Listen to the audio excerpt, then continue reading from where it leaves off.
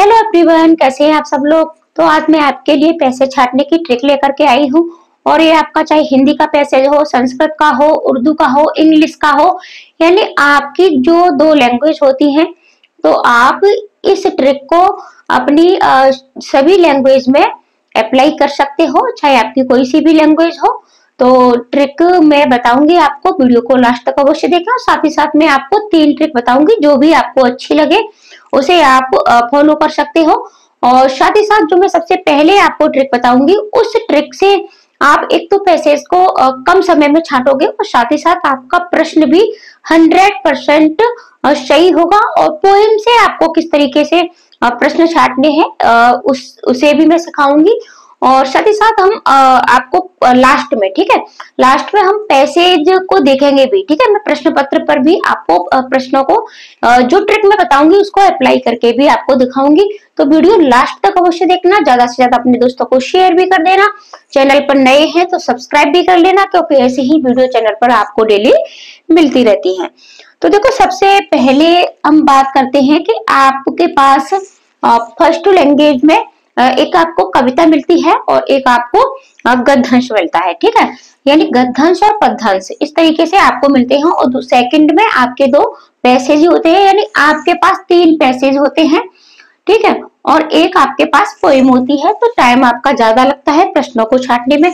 तो सबसे पहले आपको क्या करना है, सबसे पहले देखो मैं आपको बता दूं कि सबसे पहली बात है कि आपको पैसेज नहीं पढ़ना है, ठीक है। आपका जो भी पैसेज है उसको आपको पढ़ना नहीं है। अब आपको हो गए पैसेज नहीं पढ़ेंगे तो फिर हम सॉल्व कैसे करेंगे, ठीक है। तो यही तो ट्रिक है कि पैसेज पढ़ने में आपका टाइम ज्यादा लग जाता है और सीटेट में हमारे पास इतना टाइम होता नहीं है, ठीक है।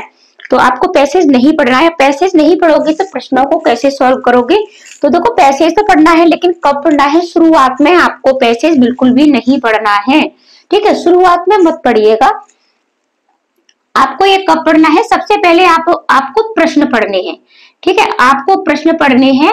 अब प्रश्न क्यों पढ़ने हैं, क्योंकि आपके वैसे तो ग्रामर बेस कुछ नहीं पूछा जाता है, लेकिन आपके प्रश्नों में आपने अपनी वाइक्यू की प्रैक्टिस की होगी, नहीं की है तो अभी आप ये सारी चीजें देख सकते हो। अभी टाइम है आपके पास कि देखो, एक तो आपके यानी व्याकरण से, ठीक है, ग्रामर बेस चाहे आपका इंग्लिश हो, संस्कृत हो, चाहे हिंदी हो, सब में व्याकरण बेस आपके 2 से 3 प्रश्न पूछे जाते हैं। यानी 2 पोएम में पूछ लिए जाते हैं, 2 आपके पैसेज में पूछ लिए जाते हैं। आपके 4 प्रश्न बनते हैं। तो इन 4 प्रश्न के लिए आपको पैसेज क्यों पढ़ना है, ठीक है। ये 4 प्रश्न जो आपके ग्रामर के आते हैं, जैसे कि आपका उपसर्ग पूछा जाता है, कारक से प्रश्न बनते हैं, आपका प्रत्यय से प्रश्न बनता है, ठीक है। कभी कभी आपसे संधियां पूछ ली जाती हैं, ठीक है। कभी कभी आपसे अलंकार पूछ लिए जाते हैं, विलोम भी पूछ लिए जाते हैं, ठीक है। और यही सारी चीजें आप इंग्लिश में भी अप्लाई कर सकते हो, जैसे आपका अपोजिट वर्ब हो गया, ठीक है।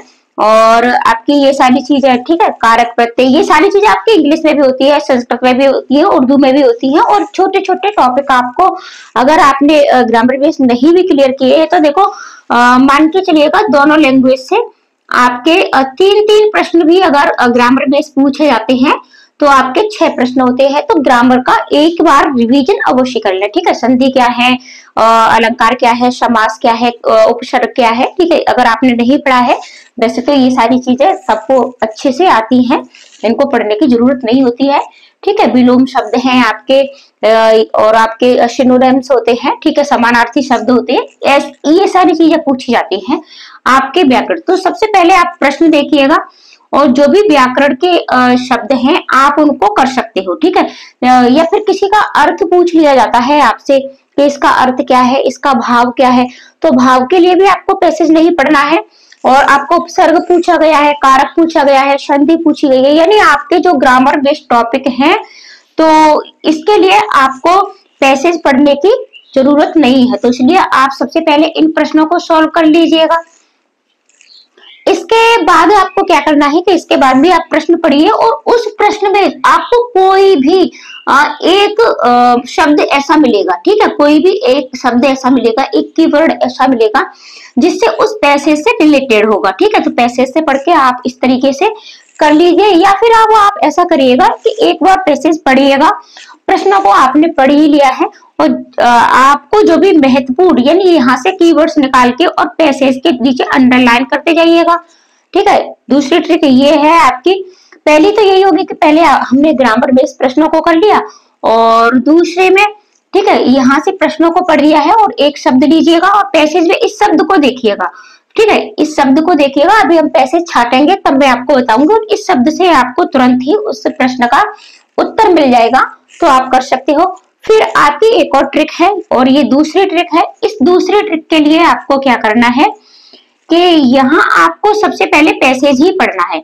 ठीक है, आपका जो भी पैसेज है, हिंदी का है, इंग्लिश का है, जो भी आपकी लैंग्वेज है उसको पढ़िएगा, और इतने आप परिपक्व होते हो, मैच्योर होते हो, समझ है आप में कि जहां से आपको लगी। ठीक है, यहाँ भी आपको इम्पोर्टेंट ठीक है महत्वपूर्ण टॉपिक आपको देखना है। तो जो भी आपको इम्पोर्टेंट टॉपिक लगता है कि यहाँ से प्रश्न बन सकता है, उसके नीचे पैसेज के नीचे अंडरलाइन करते हुए एक बार ही आपको पढ़ना है, बार बार पढ़ने की आपको कोई भी जरूरत नहीं है, तो एक बार ही पढ़िएगा। फिर प्रश्नों में आप देखिएगा कि आपने जो भी अंडरलाइन की है वहां से प्रश्न आपको तुरंत मिल जाते हैं। ठीक है, प्रश्न आपको क्या होता है, प्रश्न आपको तुरंत मिल जाते हैं। अब बात कर लेते हैं देखो पोएम की। पोएम में क्या होता है कि पोएम में आपको जब भी आप पोएम पढ़े, ठीक है, आपकी हिंदी में लिखते हैं कविता। ठीक है, चाहे इंग्लिश की हो चाहे आपकी हिंदी की हो।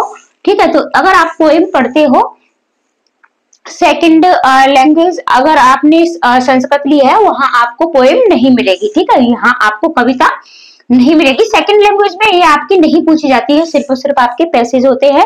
ठीक है, अगर आपने हिंदी इंग्लिश ली है तो हिंदी में मिलेगी, अगर फर्स्ट लैंग्वेज हिंदी लिया है, अगर आपने फर्स्ट लैंग्वेज इंग्लिश ली है तो इंग्लिश में मिलेगी। आपकी जो भी फर्स्ट लैंग्वेज है उस फर्स्ट लैंग्वेज में आपको मिलेगी। तो ज्यादातर बच्चे फर्स्ट लैंग्वेज हिंदी ही पढ़ते हैं, तो यहाँ आपको कविता मिलेगी।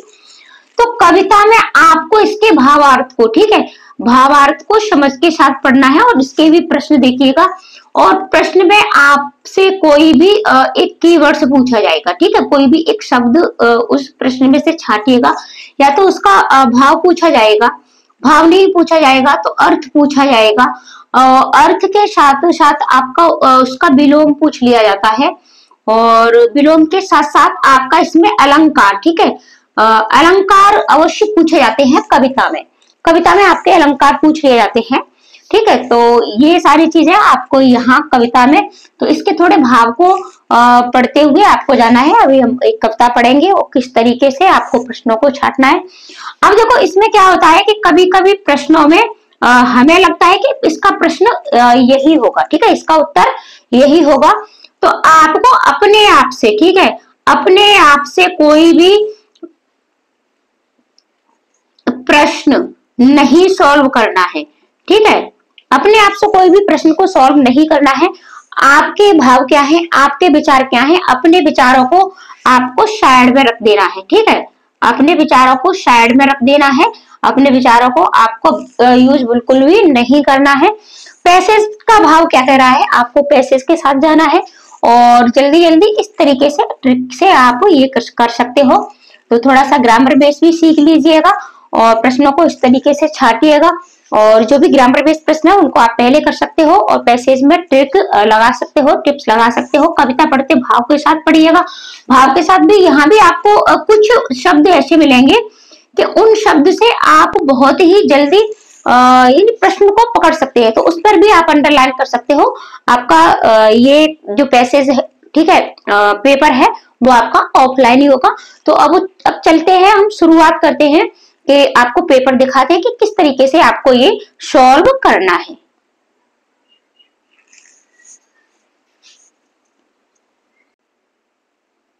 तो अब मैं आपको तीनों ही ट्रिक से इस पैसेज से आपको प्रश्न छाटना सिखाऊंगी। ठीक है, कविता से भी सीखेंगे और पैसेज से भी सीखेंगे, दोनों से ही सीखेंगे, तो लास्ट तक अवश्य बने रहें। तो सबसे पहली ट्रिक मैंने आपको बताई थी कि आपको पैसेज नहीं पढ़ना है, सीधे आपको प्रश्नों को पढ़ करके कुछ प्रश्नों को छाट लेना है जो आपके ग्रामर बेस होते हैं। ठीक है, तो सबसे पहले हम प्रश्नों को देखेंगे। देखो ये प्रश्न आपका ग्रामर बेस नहीं है, पहला वाला। ठीक है, ये आपका दूसरा भी ग्रामर बेस नहीं है। आगे बढ़ेंगे हम। ठीक है। वहां तो आपके पास प्रश्न पत्र होगा, तो ये इस तरीके से आपको आगे पीछे करने की जरूरत नहीं होगी। तो देखो आपके प्रश्न 95 से शुरू हो गया है, ठीक है। ग्रामर बेस आपका 95 से शुरू है।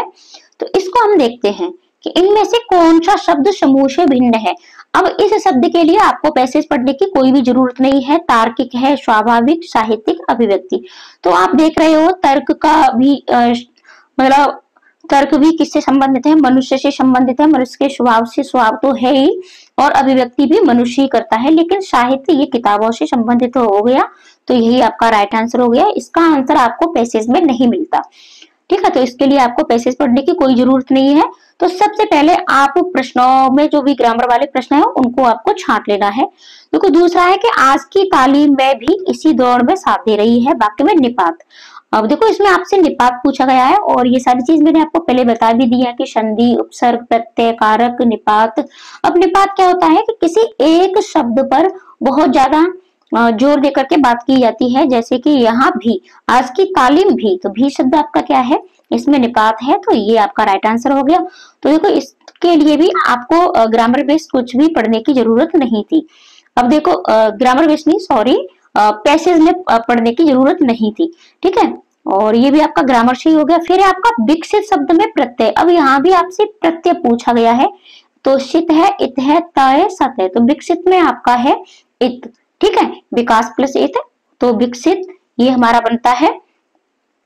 तो ये देखो 3 प्रश्न आपके यहाँ से सॉल्व हो गए। अब देखो बात करते हैं हम अपने अगले प्रश्नों को। तो हम शुरुआत से प्रश्नों को देखेंगे। तो अब इसके लिए आपको क्या करना है कि दूसरी ट्रिक मैंने बताई थी कि अब या तो आप ऐसा करिएगा कि इन प्रश्नों को पढ़िएगा, ठीक है। प्रश्नों में आपको ये कीवर्ड्स पता चल जाएंगे कि जैसे अनुच्छेद के आधार पर मैं किस पर सर्वाधिक ध्यान देने की जरूरत है, विज्ञान पर, कला पर, किशोरावस्था पर, बाल्यावस्था पर। तो ये आपको इसके कीवर्ड्स मिल गए, विज्ञान, कला, किशोरावस्था, बाल्यावस्था, ठीक है। और दूसरा है आपका अनुच्छेद के अनुसार गणित, भूगोल, इतिहास आदि विषय तर्क प्रदान है, भाव प्रदान है, कला प्रदान है, बोध प्रदान है, ठीक है। तो कुछ बच्चे तो इनको अपने आप से भी कर सकते हैं कि देखो गणित, भूगोल, इतिहास ये सभी आपके कैसे हैं, तो ये तर्क प्रधान होते हैं, ठीक है। गणित तो तार्किक ही होता है, तो लेकिन फिर भी आपको ये क्या है कि आपको अपने विचार नहीं रखने हैं, ठीक है। यही चीज मैंने आपको बताई थी कि अब देखो आपको यहाँ अपने विचार नहीं रखने हैं, आपको ये कीवर्ड्स से और इसमें आपको अपने प्रश्नों को छांट लेना है। तो अब आप या तो आप कीवर्ड्स इनको देख लीजिएगा, या फिर यहाँ ना देख करके आप प्रश्न को, तीसरी ट्रिक बताई थी कि आप एक बार पैसेज पूरा पढ़ें, और जहां से भी आपको लगे कि प्रश्न यहाँ से बन सकता है उस पर आप अंडरलाइन करें, और आप प्रश्न भी पढ़ना चाहें तो प्रश्न भी पढ़ सकते हो। तो देखो अब हम थोड़ा सा पैसेज को पढ़ेंगे। आधुनिक शिक्षा का नतीजा हमने देख लिया, हमने उस शिक्षा का नतीजा भी देख लिया जिसमें विकसित विज्ञान का सबसे महत्वपूर्ण स्थान है, जिसके कारण व्यक्ति को कहीं भी या कितना भी मिलने के बावजूद तृप्ति नहीं होती। यानी विकसित विज्ञान से क्या है, मनुष्य को तृप्ति नहीं होती। इसका कारण यही है कि शिक्षा के स्वाभाविक और आवश्यक अंगों को छोड़कर हमने ऐसे विषयों पर ध्यान दिया जो मनुष्य का एक तरफा विकास करता है, ठीक है। यानी कि एक ऐसे विषयों को चुना है जो मनुष्य का क्या करते हैं, एक तरफा विकास करते हैं, जिनके कारण व्यक्तित्व से बड़ा भाग अतृप्त रह जाता है। बाल्यावस्था में भी कला शिक्षा को अभी तक उचित स्थान नहीं मिला है। जहां मिलता भी है वहां बच्चा 11-12 वर्ष का होते होते शिक्षा क्रम से कला प्रवृत्तियों को निकाल दिया जाता है, ठीक है। यानी यहाँ कला के बारे में बात की जा रही है कि जो कला प्रवृत्ति होती है उसको हम हटा देते हैं। हमारा अनुभव हमें बताता है कि हर व्यक्ति 11 साल की उम्र के बाद किशोर अवस्था और उसके बाद भी सारे जीवन काल तक किसी न किसी कला प्रवृत्ति को अपने भाव प्रकट का जरिया बनाए रख सकता है। आज के सभी विषय जिन पर हम अपनी एकमात्र श्रद्धा रखते हैं, जैसे गणित, भूगोल, इतिहास, रसायन शास्त्र, यहाँ तक कि साहित्य भी जिस तरह पढ़ाए जाते हैं, उन सब की बुनियाद तार्किक है। देखो ये प्रश्न अभी हमने पढ़ा था, तो इन सब की बुनियाद कैसी है, तार्किक है। तो हमें तुरंत इसका आंसर मिल गया। देखो इस वाले प्रश्न का आंसर मिल गया कि अनुच्छेद के अनुसार गणित, भूगोल कैसे हैं, तो तर्क प्रधान है। आगे बढ़ेंगे हम, और इन पर एकमात्र जोर देने के कारण कला प्रवृत्तियां जो भावना प्रधान होती हैं पाठ्यक्रम से करीब करीब निकल जाती हैं। ये प्रवृत्तियां केवल पाठ्यक्रम से ही नहीं निकल पाती, बल्कि इन तार्किक विषयों को महत्व देने के कारण व्यक्ति के दिमाग से भी बिल्कुल निकल जाती हैं। और किशोरावस्था को इस तरह गलत रास्ते पर ले जाने का तरीका भयानक हो रहा है। सभ्यता रोज ब रोज बेढब होती जा रही है। सभ्यता क्या होती जा रही है? बेढब होती जा रही है। व्यक्ति का गलत विकास हो रहा है, उसका मानस अस्वस्थ है, परिवार दुखी है, समाज में फूट पड़ी है, दुनिया पर विध्वंस करने का ज्वर चढ़ा है। इन भयानक अवस्थाओं को हमारा ज्ञान विज्ञान सहारा दे रहा है। आज की तालीम भी इसी दौड़ में साथ दे रही है। ठीक है, ये हमने पैसेज पढ़ लिया। अब इसको हम थोड़ा सा छोटा करके और प्रश्नों को सॉल्व करेंगे। अब देखो, अनुच्छेद के आधार पर हमें किस पर सर्वाधिक ध्यान देने की जरूरत है? तो विज्ञान का तो विरोध ही कर रहा है। ठीक है, और किशोरावस्था पर, बाल्यावस्था पर, तो राइट आंसर है कला प्रवृत्ति पर। यानी कला प्रवृत्ति से जो ठीक है मानसिक विकास होता है तो वो बहुत अच्छा होता है। दूसरा हमने ये कर ही लिया था, तर्क प्रदान। ठीक है, अब हम अगला प्रश्न देखेंगे कि ज्ञान विज्ञान को बहुत अधिक महत्व देने के कारण क्या हो रहा है? उन्नति कर रहा है, समाज का विभाजन हो रहा है, व्यक्ति सृजन की राह पर है, विध्वंस। तो राइट आंसर आपका विध्वंस। देखो, और यहाँ आप देख सकते हो, यहाँ हमने इसको देखो, ये दुनिया और ध्वंस करने का ज्वर चढ़ा है। ठीक है, इस तरीके से आपको ये सारी चीजें बहुत ही जल्दी जल्दी मिलेंगी। यहाँ तो आपका टाइम लग रहा है क्योंकि यहाँ हम आपको थोड़ा तरह समझाते हुए ये बता रहे हैं। किशोरावस्था तार्किकता की प्रधानता और भाव के अभाव में किसका रास्ता अपना रही है? पतन का, ज्ञान का, प्रगति का, कर्म का। तो पतन का अपना रही है। अनुच्छेद के आधार पर कहा जा सकता है कि आधुनिक शिक्षा का नतीजा सुखद है, दुखद है, औसत है, पता नहीं है। तो ये आपका दुखद ही हो गया है। ठीक है, आधुनिक शिक्षा में किस विषय को सर्वाधिक महत्व दिया जाता है? ठीक है, तो कला को, भाषा को, विज्ञान को, इतिहास को। तो ये सबसे पहले ही हमारी लाइन थी कि आधुनिक शिक्षा, देखो ये आपको मैं दिखा दूं कि आधुनिक शिक्षा का नतीजा हमने देख लिया है। ठीक है, तो जिसमें विकसित विज्ञान का सबसे महत्वपूर्ण स्थान क्या है? विज्ञान का ही है। तो ठीक है, ये आपका देखो राइट आंसर हो गया, तो विज्ञान का। तो इस तरीके से आपको प्रश्नों को सॉल्व करना है। अब देखो, हम ये थोड़ा पोएम भी देख लेते हैं कि पोएम को आपको किस तरीके से पढ़ना है। देखो, वीडियो लंबी तो हो रही है, लेकिन यकीन मानिएगा कि आप 100% अपने पैसे सॉल्व कर पाओगे, चाहे हिंदी का हो, चाहे इंग्लिश का हो, चाहे संस्कृत का हो। अब देखो, इसमें क्या करना है, आप जब भी पोएम पढ़ें, ठीक है, तो साकार, दिव्य, गौरव, विराट। तो साकार, साकार का अर्थ होता है जो चीज हमें दिखाई देती है, जिसका रूप होता है, आकार होता है। ठीक है, साकार का अर्थ होता है जिसका आकार होता है। दिव्य में दिव्य, और गौरव, विराट। विराट भी बहुत बड़ा। पौरुष के पुंजीभूत ज्वाल, यानी जो पौरुष के पुंजीभूत ज्वाल हैं। ठीक है, मेरी जननी के हिमकिरीट। मेरी जननी यानी मातृभूमि, ठीक है, पृथ्वी के। हिमकिरीट यानी मुकुट बोलते हैं। हिमकिरीट का अर्थ होता है मेरे भारत के दिव्य भाल, और मेरे भारत के दिव्य भाल, भाल का अर्थ होता है माथा, मस्तिष्क। ठीक है, मेरे नगपति, मेरे विशाल, और युग युग अजय निर्वध मुक्त, युग युग गर्वोन्नत नित महान। और इस तरीके से आप इसको भाव के साथ आपको पढ़ना है। कैसी अखंड ये चिर समाधि, ये तुम्हारी और तू खोज रहा। लेकिन सबसे पहली ट्रिक हमने क्या बताई थी इसमें भी, कि आपको सबसे पहले प्रश्नों को पढ़ना है। ठीक है, प्रश्नों को पढ़ करके और उसको देखना है, उसके भाव को। तो हिमकिरीट का आशय है, आशय यानी भाव है, अर्थ है। ठीक है, तो ठंडा मुकुट बर्फ का, चांदी का, स्वर्णिम। तो राइट आंसर आपका हो जाएगा बर्फ का मुकुट। हिम में बर्फ होती है, तो बर्फ का मुकुट होता है आपका। अगला प्रश्न है, नगपति का विग्रह और समास होगा। ठीक है, यहाँ समास भी पूछा है और विग्रह भी पूछा है। तो आपको ठीक है, पहले तो इसका विग्रह कर लेना है और फिर समास। तो इसके लिए भी आपको पैसे में आपको इसका कुछ नहीं मिलेगा, ये आपका ग्रामर से ही संबंधित है। तो रत्नो, नग का पति, तत्पुरुष। ठीक है, और नगो पर्वतों का पति है जो कर्मधार है, या नगो का पति तत्पुरुष, और नगो का पति है जो बहुब्री। तो राइट आंसर है आपका नगो का पति यानी तत्पुरुष समास है इसमें आपका। अगला प्रश्न है, किस पंक्ति में कहा गया है कि हिमालय शक्ति की ज्वालाओं का ढेर है?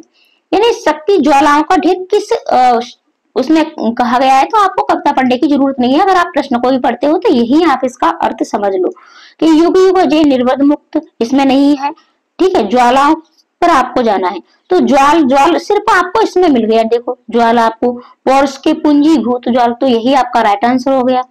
ठीक है, जिसे जी कहा जा सके, तो जिसे जीता न जा सके, ये आपका वाक्यांश के लिए करता है। ठीक है, ये क्या है, ये आपका वाक्यांश के लिए करता है। तो जिसे जीता न जा सके वो क्या होता है, वो अजेय होता है। जिसको जीता न जा सके अजेय। ठीक है, बाकी का आपको कुछ भी पढ़ने का जरूरत ही नहीं है। निस्सीम शब्द में कौन सी संधि है, तो निस्सीम शब्द में आपकी विसर्ग संधि है। देखो इसमें भी आपका कुछ भी आपको पढ़ने की जरूरत नहीं है। हिमालय को यतिवर कहकर संबोधित किया गया है क्योंकि वो भारत का प्रेरी है, स्वामी है और समाधि में लीन है। समस्या, देखो समस्या नहीं ढूंढ रहा है, तो इसका भी राइट आंसर है आपका कि वह मतलब यतिवर कहते हैं कि समाधि में लीन को। ठीक है, तो समाधि में लीन को यतिवर कहते हैं, तो वो समाधि में लीन है। तो इस तरीके से आपको प्रश्नों को छांटना है। और ये आपके प्रश्न है, तो ये आपके प्रश्न किसके हैं, ये आपके पेडागोजी के प्रश्न है। तो पेडागोजी की भी ट्रिक में जल्दी से ही आपको दूसरी वीडियो मिलेगी। आज के लिए इतना ही। तो आशा करती हूँ वीडियो आपको अच्छी लगी होगी। ज्यादा से ज्यादा इसको शेयर भी कर देना। मिलते हैं ऐसी ही ट्रिक और टिप्स की अगली वीडियो में। आज के लिए इतना ही, धन्यवाद।